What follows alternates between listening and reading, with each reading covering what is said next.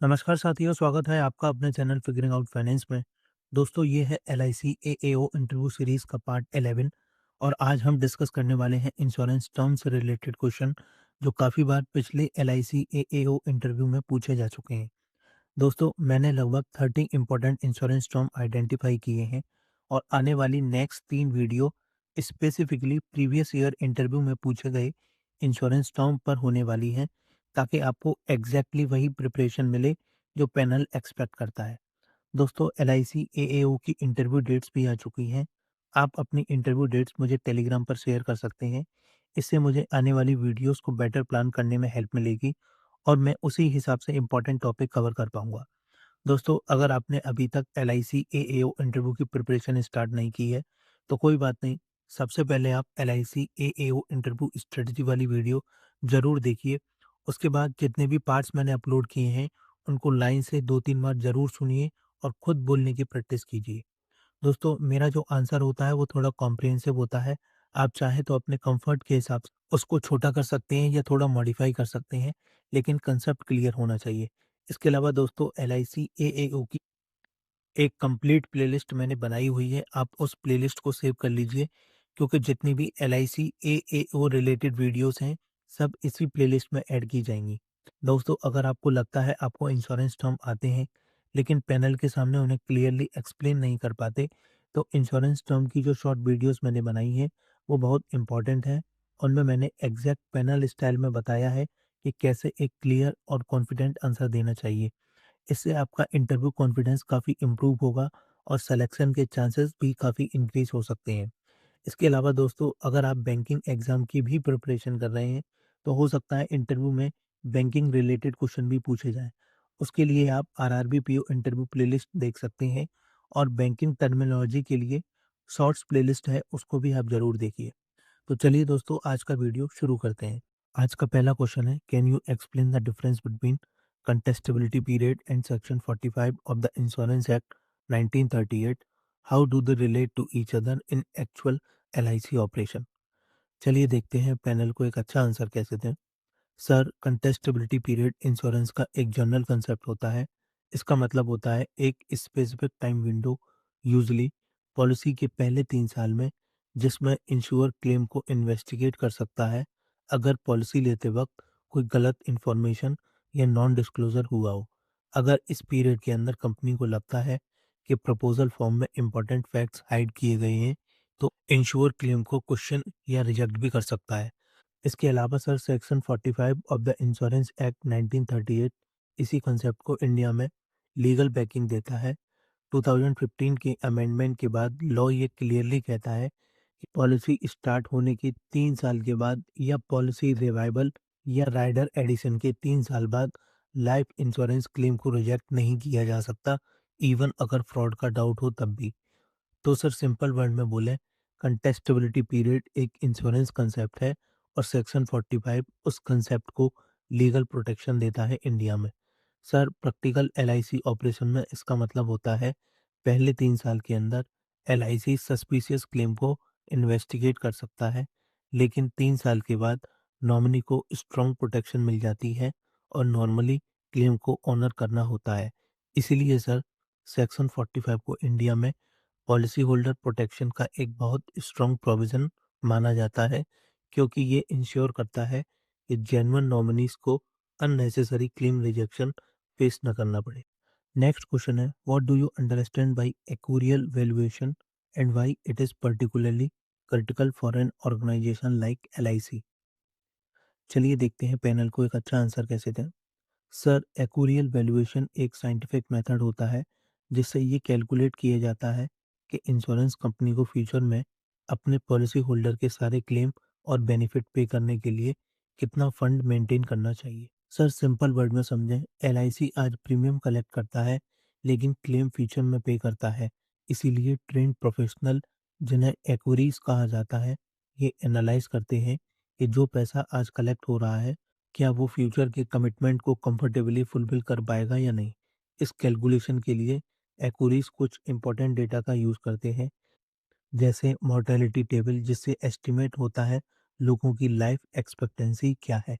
फिर interest rate assumption, जिससे पता चलता है फ्यूचर में इन्वेस्टमेंट रिटर्न क्या हो सकते हैं, और लैप्स रेट डाटा, जिससे यह समझा जाता है कि कितनी पॉलिसी बीच में डिसकंटिन्यू हो सकती हैं।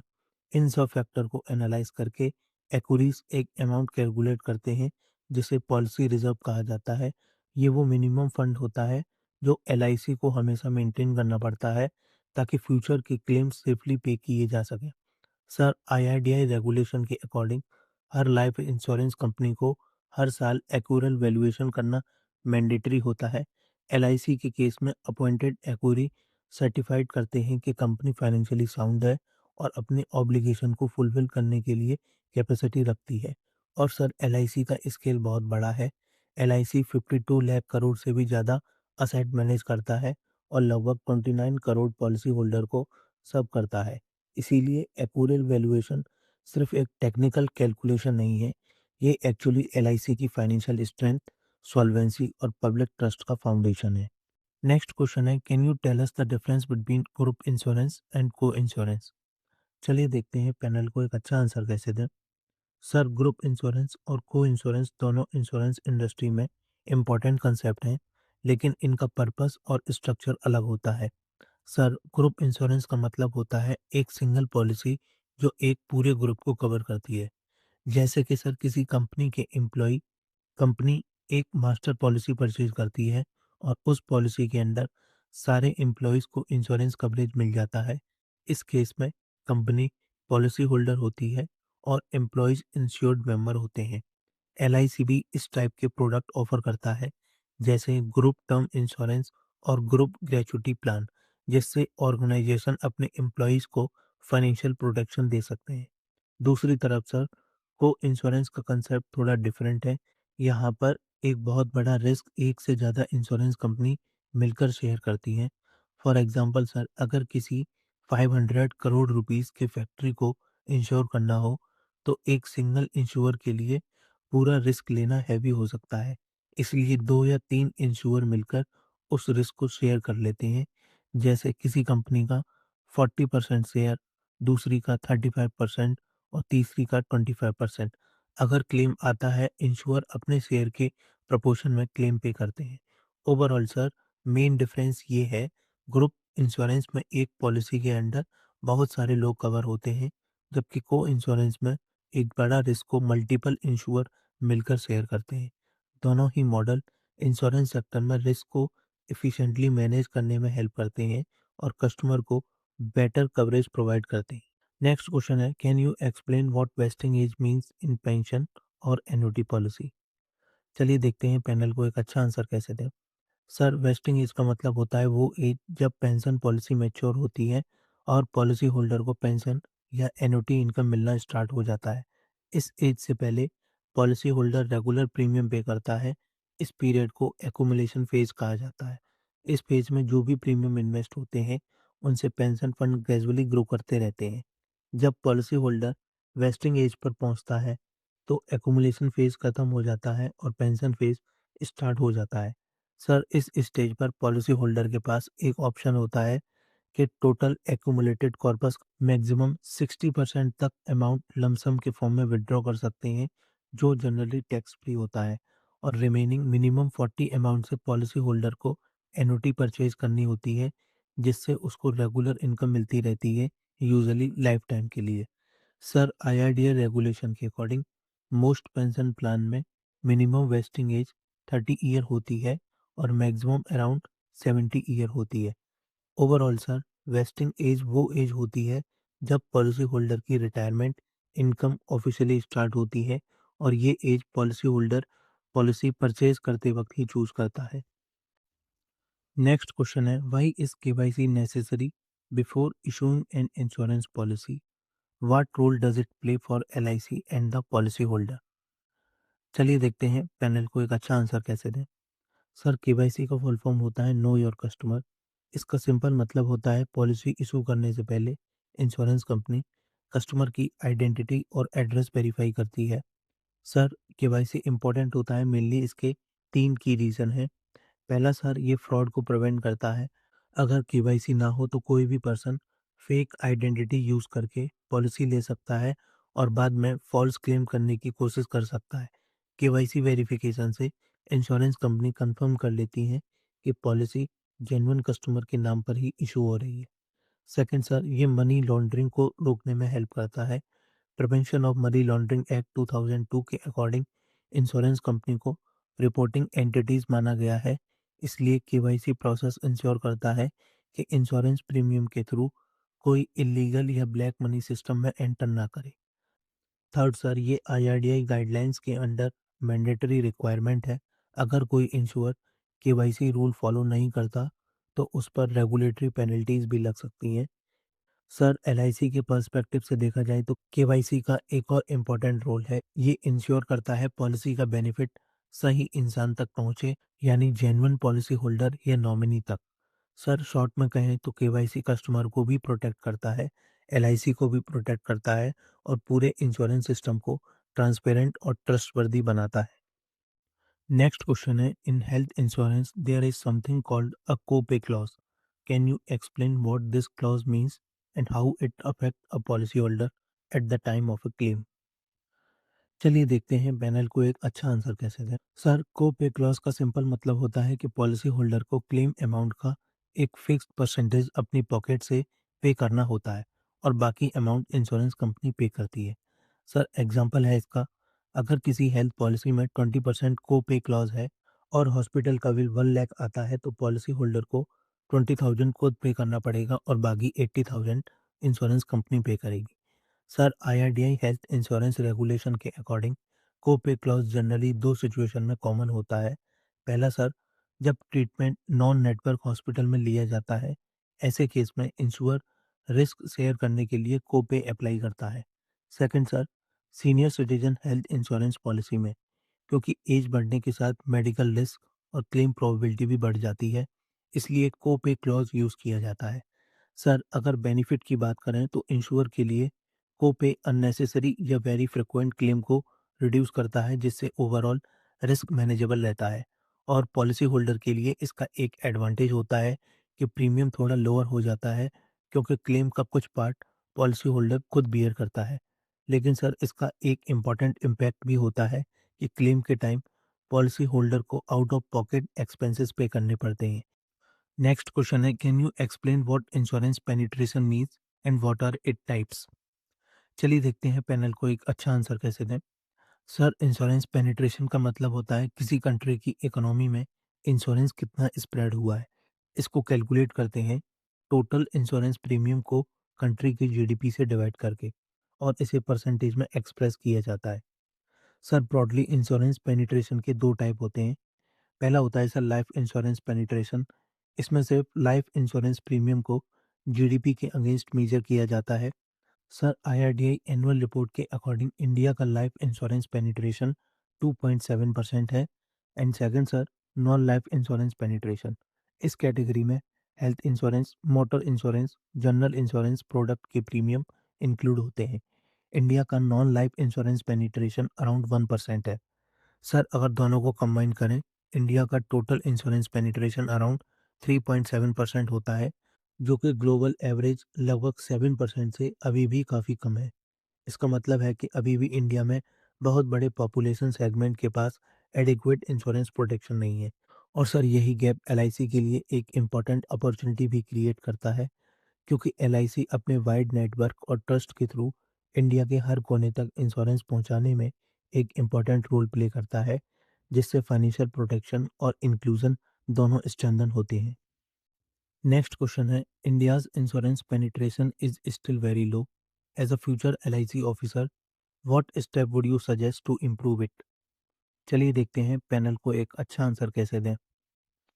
सर, अगर हम लेटेस्ट आईआरडीआई एनुअल रिपोर्ट 24-25 को देखें तो इंडिया की इंश्योरेंस पेनिट्रेशन अभी लगभग 3.7% ऑफ जीडीपी है। इसमें लाइफ इंश्योरेंस अराउंड 2.7% है और नॉन लाइफ इंश्योरेंस अराउंड 1%, जबकि ग्लोबल एवरेज लगभग 7% है। तो सर, ये गैप क्लियरली दिखाता है कि इंडिया में इंश्योरेंस अवेयरनेस और कवरेज को और बढ़ाने की ज़रूरत है। सर, इसको इम्प्रूव करने के लिए मेरे पास 5 प्रैक्टिकल स्टेप हैं। पहला सर, रूरल एरियाज़ में अवेयरनेस बढ़ाना बहुत इंपॉर्टेंट है। बहुत से लोग अभी भी इंश्योरेंस को एक्सपेंस समझते हैं, प्रोटेक्शन नहीं। अगर लोकल लैंग्वेज में अवेयरनेस कैंपेन चलाई जाए तो लोगों को इंश्योरेंस का रियल इम्पोर्टेंस समझ आएगा। सेकंड सर, एलआईसी के पास ऑलरेडी एक बहुत स्ट्रॉन्ग एजेंट नेटवर्क है। इस नेटवर्क को इफेक्टिवली यूज़ करके विलेजेस और स्मॉल टाउन तक इंश्योरेंस प्रोडक्ट को इजीली रीच किया जा सकता है। Third sir, affordable government scheme को प्रमोट किया जाना चाहिए, जैसे प्रधानमंत्री जीवन ज्योति बीमा योजना। इस स्कीम में सिर्फ 436 पर ईयर में 2 लाख का लाइफ कवर मिलता है। ऐसे स्कीम लो इनकम फैमिलीज के लिए बहुत हेल्पफुल हो सकते हैं। फोर्थ सर, टेक्नोलॉजी का यूज़ बढ़ाना ज़रूरी है, जैसे बीमा सुगम जो आईआरडीआई का डिजिटल प्लेटफॉर्म है। इस प्लेटफॉर्म के थ्रू लोग इजीली इंश्योरेंस पॉलिसी बाई कर सकते हैं और क्लेम भी कन्वीनियंट तरीके से फाइल कर सकते हैं। Fifth sir, claim settlement process fast और ट्रांसपेरेंट होना चाहिए। जब लोग देखते हैं कि क्लेम जल्दी और ऑनेस्टली सेटल हो रहे हैं, तो नेचुरली उनका ट्रस्ट इंश्योरेंस सिस्टम पर बढ़ता है। सो सर, अगर हम awareness, strong distribution network, affordable scheme, technology और ट्रांसपेरेंट क्लेम पर फोकस करें, तो इंडिया में इंश्योरेंस प्रोटेक्शन डेफिनेटली इम्प्रूव हो सकता है।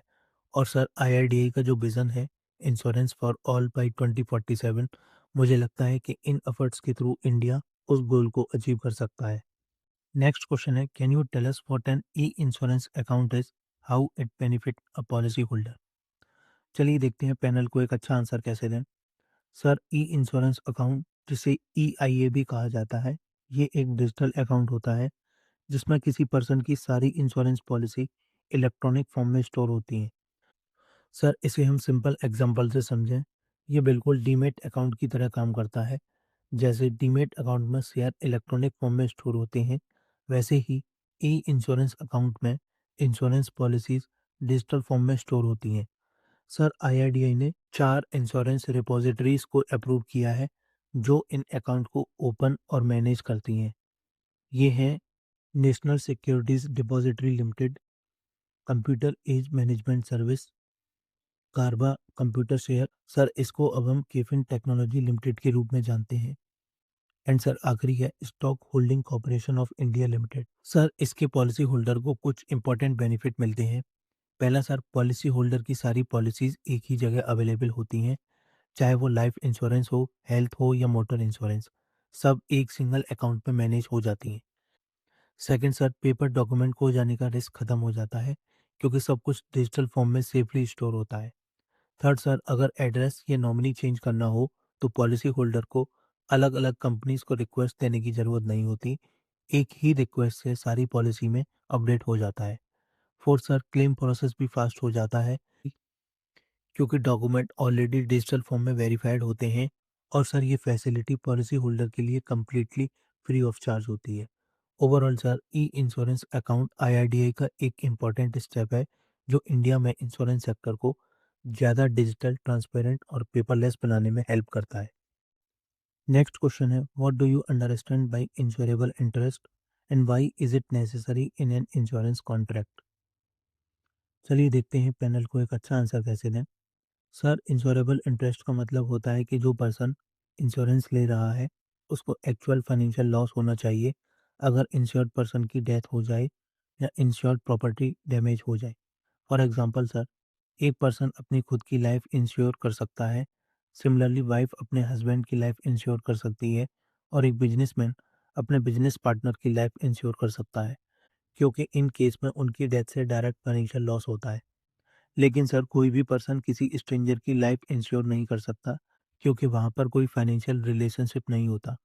Sir, insurable interest insurance contract में बहुत ज़रूरी होता है, मेनली 3 रीज़न की वजह से। पहला सर, ये इंश्योरेंस को गैम्बलिंग बनने से रोकता है। अगर इंश्योरेबल इंटरेस्ट ना हो, तो लोग सिर्फ प्रॉफिट के लिए किसी की भी लाइफ पर इंश्योरेंस ले सकते हैं। सेकंड सर, ये फ्रॉड और मिसयूज़ का प्रिवेंट करता है, क्योंकि सिर्फ वही पर्सन इंश्योरेंस ले सकता है जिसका जेन्युइन फाइनेंशियल इंटरेस्ट हो। थर्ड सर, ये कॉन्ट्रैक्ट को लीगली वैलिड बनाता है। सर, इंश्योरेंस एक्ट 1938 के अकॉर्डिंग इंश्योरेबल इंटरेस्ट कंपलसरी है, और लाइफ इंश्योरेंस ये पॉलिसी के इंसेप्शन के टाइम पर एग्जिट करना चाहिए। इसलिए सर, इंश्योरेबल इंटरेस्ट को हर वैलिड इंश्योरेंस कॉन्ट्रैक्ट की फाउंडेशन माना जाता है। दोस्तों, आज की वीडियो में इतना ही। उम्मीद है वीडियो पसंद आई होगी। अगर आपकी क्वेरी या कोई सजेशन हो, या आप चाहते हो कि मैं कोई स्पेसिफिक क्वेश्चन कवर करूं एलआईसी एएओ इंटरव्यू के लिए, तो आप अपने क्वेश्चन मुझे टेलीग्राम या इंस्टाग्राम पर भेज सकते हैं। इन दोनों का लिंक आपको डिस्क्रिप्शन बॉक्स में मिल जाएगा। तो चलिए दोस्तों वीडियो को यहीं एंड करते हैं। Thanks for watching and all the best for your interview.